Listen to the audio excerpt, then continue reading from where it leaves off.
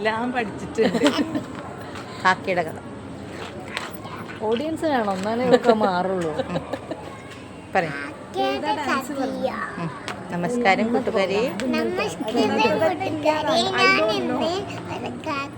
കഥ പറയാൻ പോയിട്ടാണ്.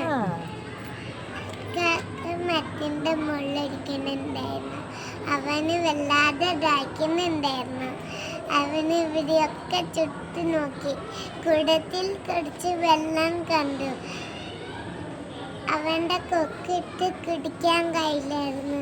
അവന് ഇവിടെയൊക്കെ ചുറ്റി നോക്കി. അടുത്ത് കുറച്ച് കല്ല് കണ്ട്. അവന് ഒരാന്നായി പെറുക്കി കുടത്തിലേക്ക് ഇട്ടു. അപ്പം ഇതാ വെള്ളം പൊങ്ങി വരുന്നു. അവൻ അതിയോട് ദാഹം അകറ്റി അവൻ പറന്നു പോയി.